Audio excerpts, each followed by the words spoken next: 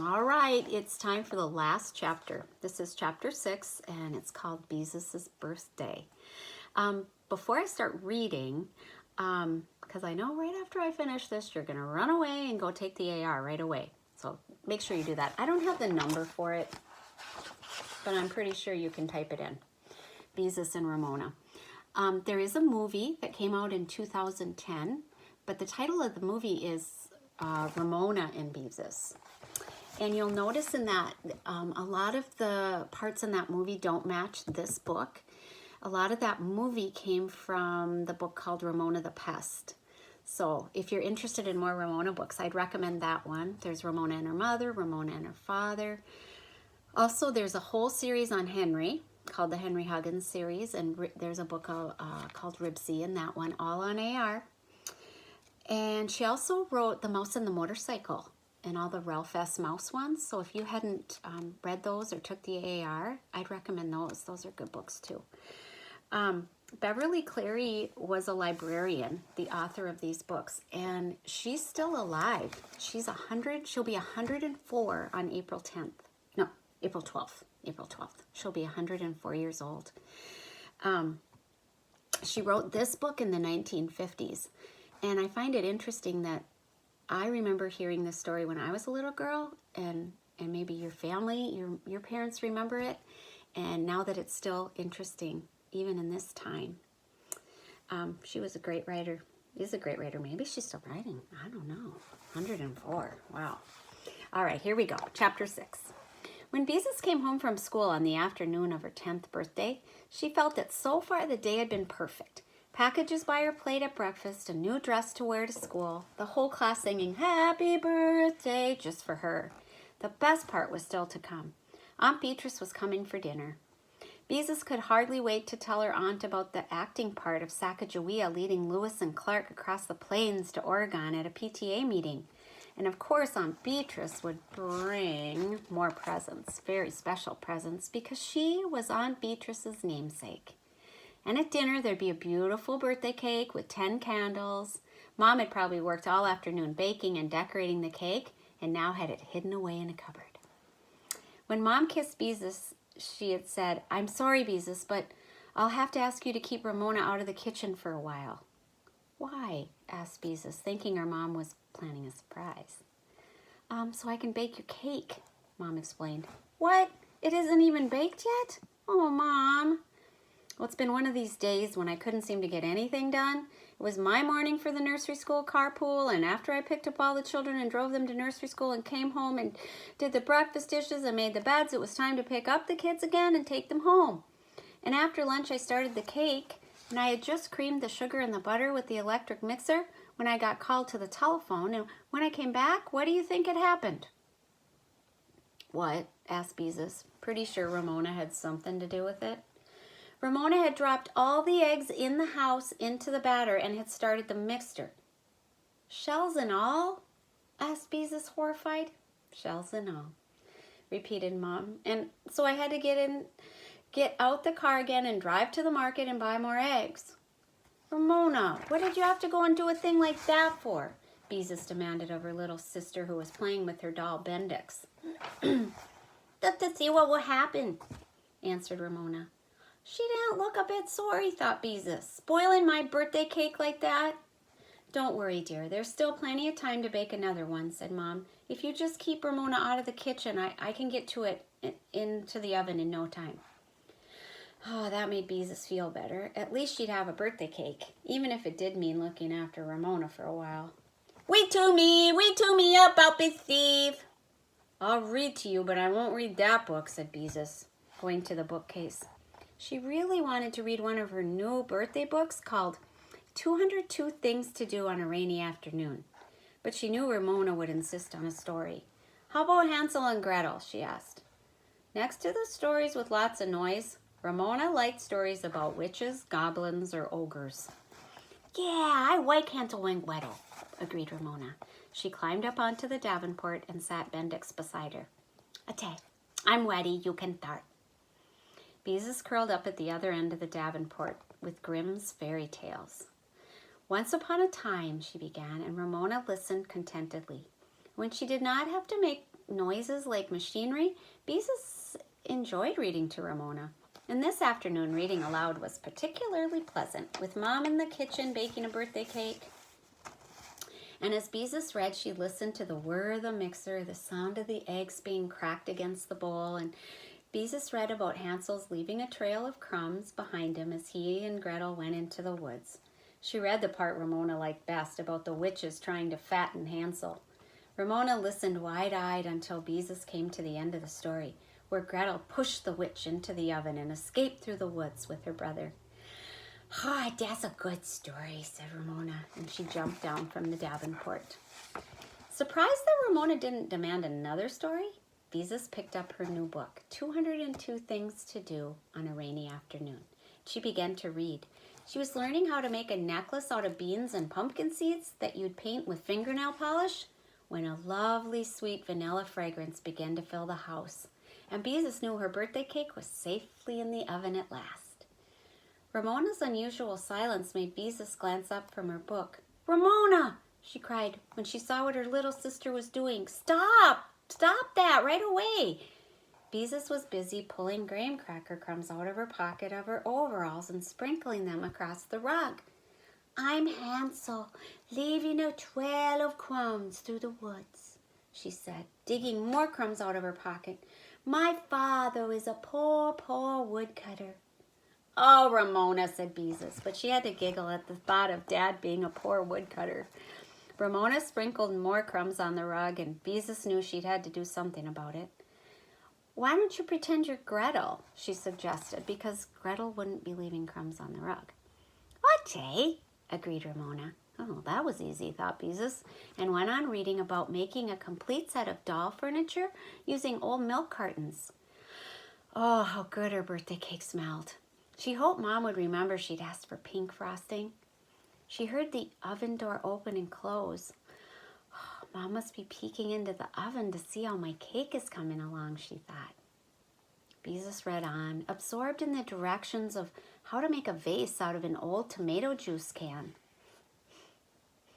Something smells funny, she thought, as she turned the page.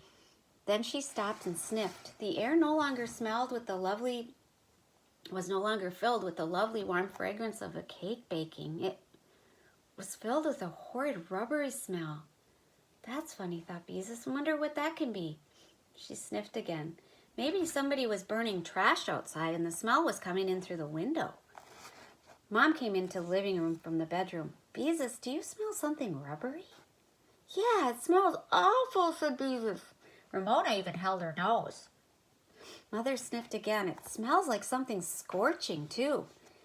Beezus went into the kitchen where she found the smell was so strong it made her cough. "It's worse in here, Mom," she called, and she looked to see if anything was burning on the stove. Then Beezus remembered the oven. "Mom, you don't suppose something happened to my birthday cake again?" "Of course not," said Mom, coming into the kitchen and opening the window. "What could have happened to it?" Just to be sure, Beezus cautiously opened the oven door. "Mom!" she cried, horrified at what she saw. "Look!" Ramona's rubber doll Bendix leaned over the edge of the cake pan. Her head and her arms were buried in the batter. Her dress was scorched to a golden tan. "Mom!" repeated Beezus. Her birthday cake, her beautiful, fragrant birthday cake, was ruined. Is the witch done yet?" Ramona asked. "Ramona," began Mother and stopped. She couldn't even think of anything else to say. Silently, she turned off the oven and with a pot holder pulled out the doll and the remains of the cake. "Ramona Geraldine Quimby," said Beezus angrily, "you're just awful. That's what you are. You're just plain awful. Spoiling your own sister's birthday cake." "You told me to pretend I was Gretel," said Ramona, "and Gretel pushes the witch into the oven." Beezus looked at the cake and she burst into tears. Ramona promptly began to cry too. This made Beezus even angrier. "Stop crying! It's my birthday cake and I'm the one that's supposed to be crying." "Girls," said Mother in a tired voice, "Ramona, you have been very naughty. You know better than to put anything in the oven. Now go to your room and stay there until I tell you you can come out." Sniffling, Ramona started toward the bedroom. "And don't you dare put your toys on my bed," said Beezus. Mom, can you fix the cake?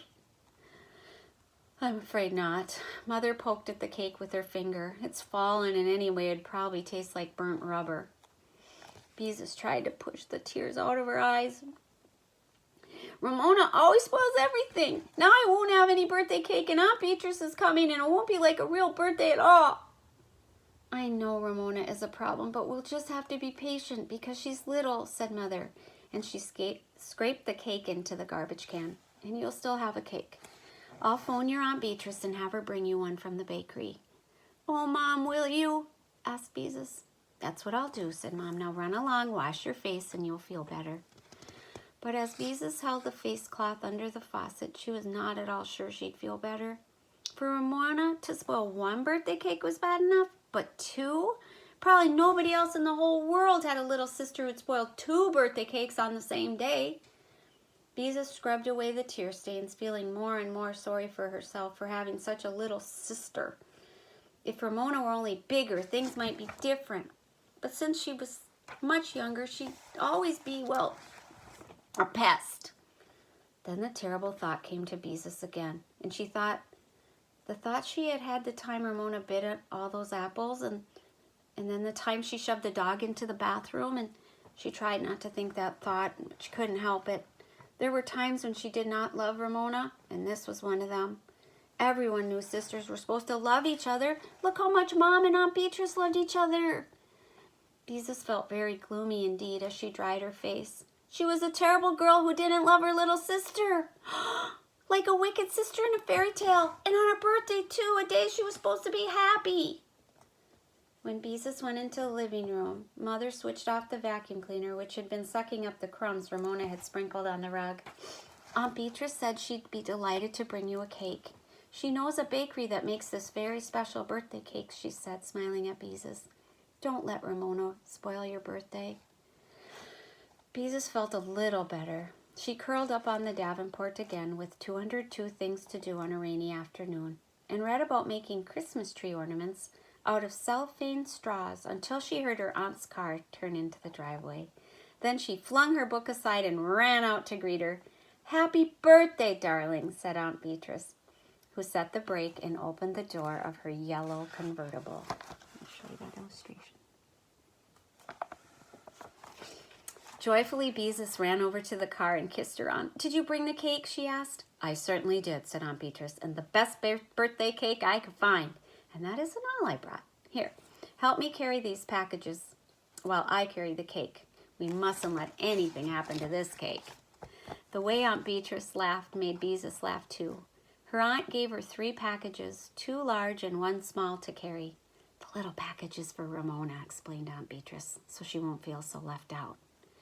Mom came out of the house and hugged her sister. Hello, Bee, she said. I'm so glad you could come. What on earth would I ever do without you? It's good to see you, Dorothy, answered Aunt Beatrice. And what's an aunt for anyway, if she can't come to the rescue with a birthday cake once in a while?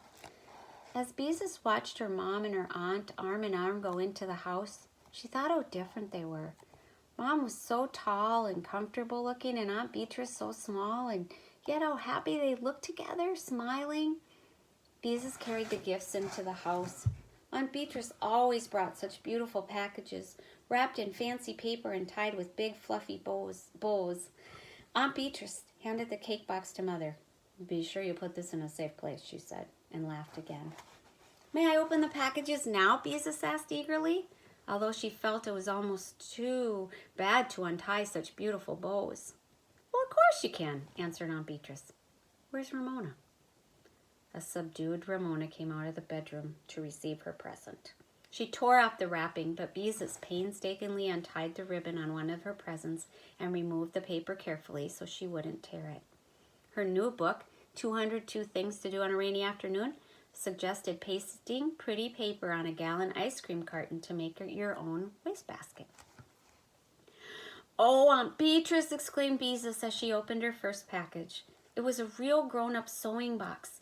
It had 2 sizes of scissors, a fat red pin cushion that looked like a tomato, an emery bag that looked like a ripe strawberry, and a tape measure that pulled out of a shiny box. When Beezus pushed the button on the box, the tape measure snapped back inside. The box also had needles, pins, and a thimble. Beezus never wore a thimble, but she thought it would be nice to have one in case she ever wanted to use it. "Oh, Aunt Beatrice is the most wonderful sewing box in the whole world. I'll make you 2 pot holders for Christmas." And then Aunt Beatrice laughed. Beezus clapped her hand over her mouth. The pot holder was supposed to be a surprise. Ramona had unwrapped a little steam shovel made out of red and yellow plastic, which she was now pushing happily on the rug. Breathlessly, Beezus lifted the lid of the second box. "Oh, Aunt Beatrice," she exclaimed as she lifted out a dress that was a lovely shade of blue. "It's just the right shade of blue to match your eyes," explained Aunt Beatrice. "Is it really?" asked Beezus, delighted that her pretty young aunt liked her blue eyes. She was about to tell her about being Sacagawea for the PTA when Father came home from work, and before long dinner was on the table. Mom lit the candles and turned off the dining room light. "How pretty everything looks," thought Beezus. "I wish we had candles on the table every night." After Dad had served the chicken, mashed potatoes, and peas, and Mom had passed the hot rolls, Beezus decided the time had come to tell Aunt Beatrice about being Sacagawea. "Do you know what I did last week?" she began. "I want some jelly," said Ramona. "You mean please pass the jelly," corrected Mother, while Beezus waited patiently. "No, what did you do last week?" asked Aunt Beatrice. "Well, last week Beezus began again. "I like purple jelly better than red jelly," said Ramona. "Ramona, stop interrupting your sister," said Dad. "Well, I do like purple jelly better than red jelly." "Never mind," said Mother. "Go on, Beezus." "Last week," said Beezus, looking at her aunt, who smiled as if she understood. "Excuse me, Beezus," Mother cut in. "Ramona, we do not put jelly on our mashed potatoes." "Well, I like jelly on my mashed potatoes." Ramona stirred jelly and the potato around with her fork. "Ramona, you heard what your mom said." Dad looked stern. "If I can put butter on my mashed potatoes, why can't I put jelly? I put butter and jelly on my toast." Dad couldn't help laughing. "Oh, that's a hard question to answer." "But Mom," Beezus began. "I like jelly on my mashed potatoes," interrupted Ramona, looking sulky. "You can't have jelly on your mashed potatoes because you aren't supposed to," said Beezus crossly, forgetting Sacagawea for the moment. "That's as good an answer as any," agreed Father. "There are some things we don't do just because we aren't supposed to." Ramona looked even more sulky. "Where's my merry sunshine?" Mother asked. Ramona scowled. "I am too a merry sunshine," she shouted angrily. "Ramona," said her mother quietly, "you may go to your room until you can behave yourself." "It serves her right, too," thought Beezus. "I am too a merry sunshine," insisted Ramona, but she got down from the table and ran out of the room. Everyone was silent for a moment. "Beezus, what were you trying to tell me?" Aunt Beatrice asked. And finally Beezus got to tell about leading Lewis and Clark to Oregon with a doll tied on her mother's breadboard for a papoose, and how her teacher told her what a clever girl she was to think of using a breadboard for a papoose board. Somehow it didn't feel the same telling the story after all Ramona's interruptions. Being Sacagawea for the PTA didn't seem very important now. No matter what she did, Ramona always managed to spoil it. Unhappily, Beezus went on eating her chicken and peas. And just another one of those terrible times when she didn't even love her little sister. "You mustn't let Ramona get you down," whispered Mother. Beezus didn't answer. What a terrible girl she was not to love her little sister. How shocked and surprised Mom would be if she knew. "Beezus, you look like something's bothering you," remarked Aunt Beatrice. Beezus looked down at her plate. How could she ever tell such an awful thing? "Why don't you just tell us what's wrong?" said Aunt Beatrice. "Maybe it will help." She sounded so interested and so understanding that Beezus discovered she really wanted to tell her what was on her mind. "Sometimes I just don't love Ramona," she blurted out, to get it over with. There, she'd said it, and right out loud too, and on her birthday, and now everyone will know what a terrible girl she was. "Oh my goodness, is that all that's bothering you?" Mom sounded surprised. Beezus nodded miserably. "Well, there's no reason you should love Ramona all the time," Mother went on. "After all, there are probably a lot of times when she doesn't love you." Now it was Beezus' turn to be surprised. Surprised and relieved at the same time. She wondered why she hadn't thought of that before. Aunt Beezus smiled. Dorothy, do you remember the time? And she began to laugh so hard she couldn't finish the sentence. You took my doll with the beautiful yellow curls and dyed her hair with black shoe dye? Finished Mother, and the two grown-up sisters went into gales of laughter. I didn't love you a bit that time, admitted Mother. I was so mad at you for days. And you were so bossy just because you were older, said Aunt Beatrice. I'm sure I didn't love you at all when you were supposed to take me to school and you made me walk about 6 feet behind you because you didn't want people to know you had to look after me. Mom! Exclaimed Beezus in shocked delight. Did I do that? Laughed Mom. I had forgotten all about that. What else did Mom do? Beezus asked. Oh, she was terribly fussy, said Aunt Beatrice. We had to share a room, and she used to get mad because I was so untidy. Once she threw all my paper dolls in the wastebasket because I'd left them on her side of the dresser. That was another time we didn't love each other. Fascinated, Beezus hoped this interesting conversation would continue. Imagine Mother and Aunt Beatrice quarreling. Oh, but the worst thing of all, said Mother, remember? I'll never forget, said Aunt Beatrice, as if she knew exactly what Mother was talking about. Wasn't I awful?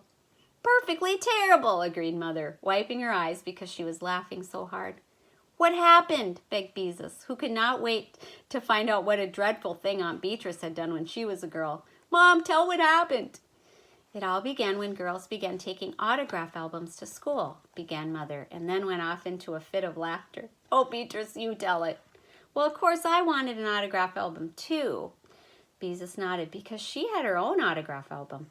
Well, your mom, who was always very sensible, saved her allowance and bought a beautiful album with a red cover stamped in gold. Oh, how I envied her.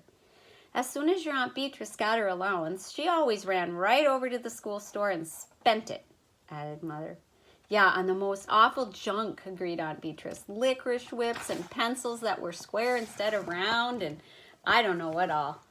Yeah, but tell about the autograph album. What happened? Well, I'm almost too ashamed to tell it, said Aunt Beatrice. Oh, go on, urged Mother. It's priceless. Well, when I saw your mom with that brand new autograph album she'd bought, because she was so sensible, I was annoyed because I wanted one too and I hadn't saved my allowance. And then she asked me if I'd like to sign my name in it. It was my night to set the table, added Mother. I never should have left her alone with it. What happened? Beezus could hardly wait to find out.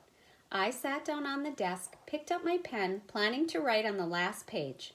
By hook or by crook, I'll be the last in your book, said Aunt Beatrice. Oh, people wrote that back in those days too? Beezus was surprised because she had thought that was something very new to write in an autograph album.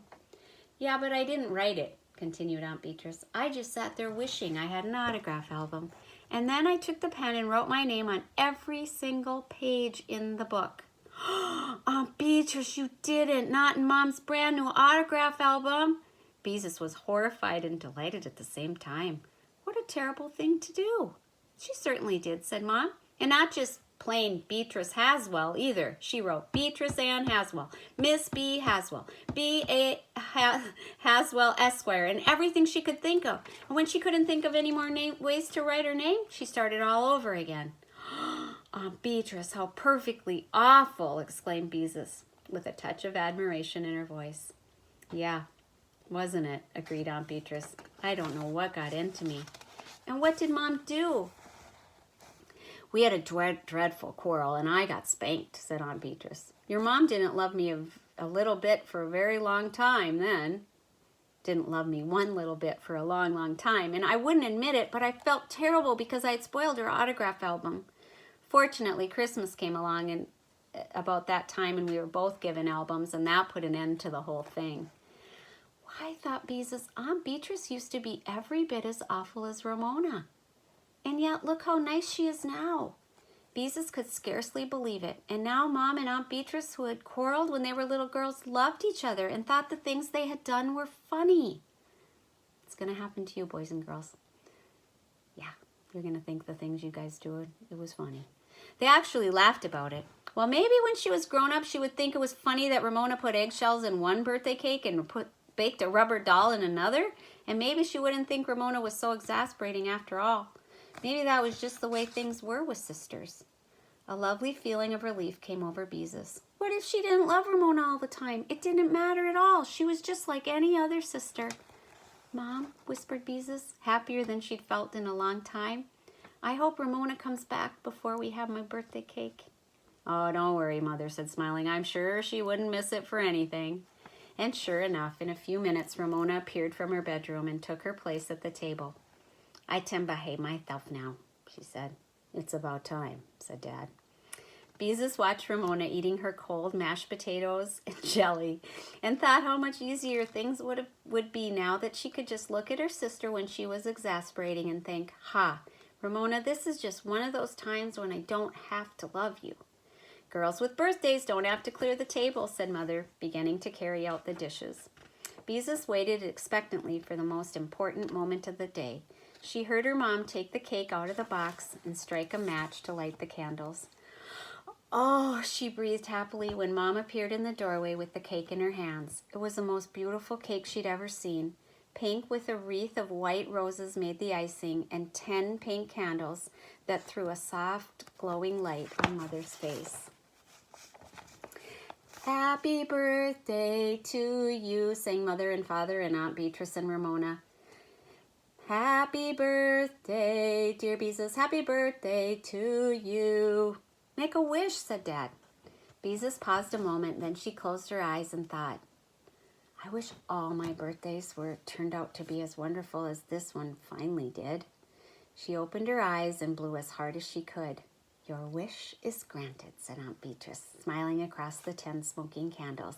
Happy birthday, dear Beezus, happy birthday to you, sang Ramona at the top of her voice. All right, Ramona, said Mother with a touch of aspiration in her voice. Once is enough. But at that moment, Beezus did not think her little sister was exasperating at all. Thanks for being great listeners. Go take your AR. Bye.